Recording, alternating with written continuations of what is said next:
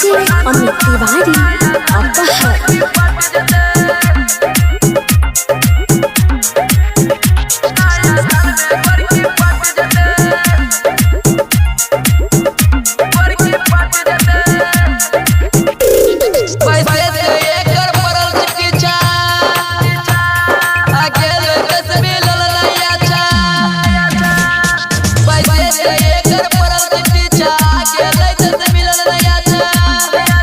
अंतर मंतर दगी जंतर हमारा कपल हट जते तबीज बना दू बाबा नया साल में घर की पट जते कोता में हमारा तोता जना के हरदम रह जते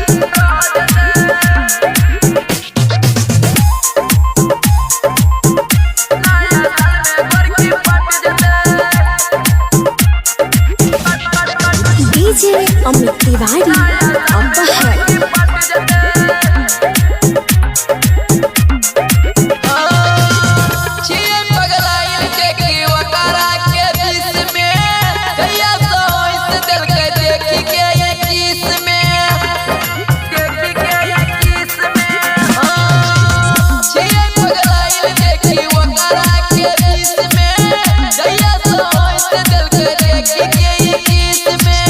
सेट करवा दे भेट नहीं दूसरा पर हम जेबै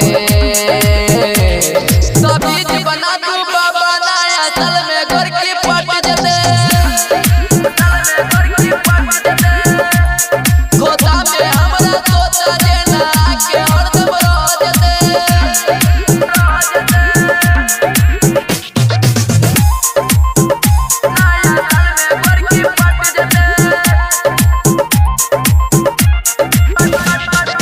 डीजे अमित तिवारी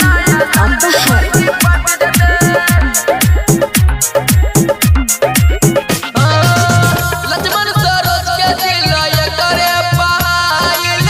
सेटिंग करा दू दे बना बगा मोबाइल लक्ष्मण सरोज के दिल ये करे पाइल सेटिंग करा दू दे बना बगा मोबाइल मोती सुमित भगत के आके सीधा सट जते तबीज बना दू बाबा नया साल में घर की पट जते तबीज बना दू बाबा नया साल में घर की पट जते। अभी आप सुन रहे हैं मैथिली जानकी रिकॉर्डिंग स्टूडियो बड़ा।